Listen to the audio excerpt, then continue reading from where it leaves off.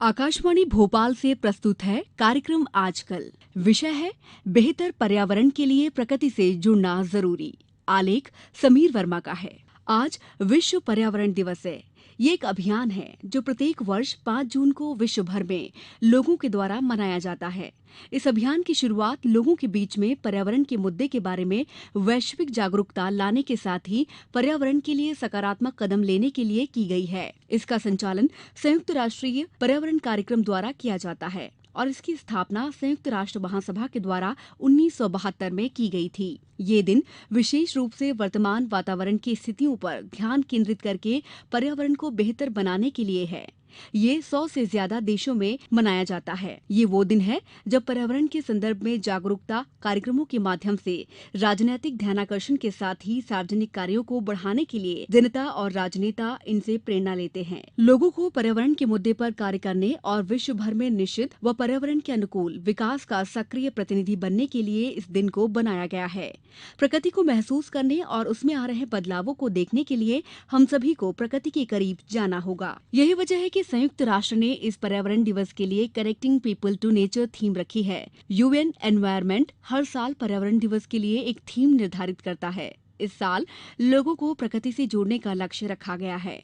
आधुनिक युग में वायु प्रदूषण, जल का प्रदूषण, मिट्टी का प्रदूषण, तापीय प्रदूषण, विकिरणीय प्रदूषण, औद्योगिक प्रदूषण, समुद्रीय प्रदूषण, रेडियोधर्मी प्रदूषण, नगरीय प्रदूषण, प्रदूषित नदियां और जलवायु बदलाव तथा ग्लोबल वार्मिंग के खतरे लगातार दस्तक दे रहे हैं। ऐसी हालत में इतिहास की चेतावनी ही पर्यावरण दिवस का संदेश लगती है।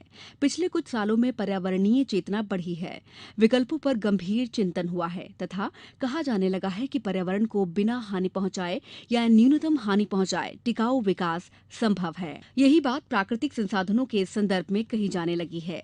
वर्तमान में प्रदूषण विकराल रूप ले चुका है। पूरे विश्व का पर्यावरण इस समय खतरे में है। ग्लोबल वार्मिंग के बढ़ते स्तर के साथ ही भौगोलिक और पर्यावरणीय असंतुलन पैदा हो गया है। इन हालातों पर काबू नहीं पाया गया तो गंभीर परिणाम होंगे।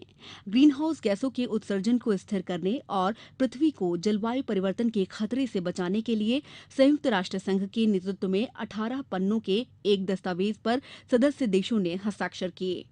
अभी तक इसके 197 सदस्य देश हैं, लेकिन हाल ही में अमेरिकी राष्ट्रपति ने इस समझौते से अलग करने का फैसला किया है। प्रधानमंत्री नरेंद्र मोदी ने आज विश्व पर्यावरण दिवस के मौके पर पृथ्वी को एक बेहतर ग्रह बनाने की जरूरत पर जोर दिया।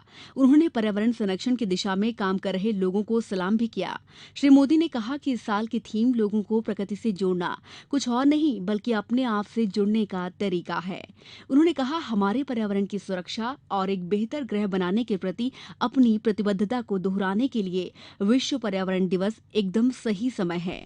उन्होंने कहा कि हम उन सभी लोगों और संगठनों की इच्छा शक्ति एवं प्रतिबद्धता को सलाम करते हैं जो पर्यावरण के संरक्षण की दिशा में काम कर रहे हैं। मध्य प्रदेश में इस वर्ष नर्मदा नदी के किनारे वृक्षारोपण कर पर्यावरणीय संतुलन बनाने की दिशा में अनूठा प्रयास किया जा रहा है।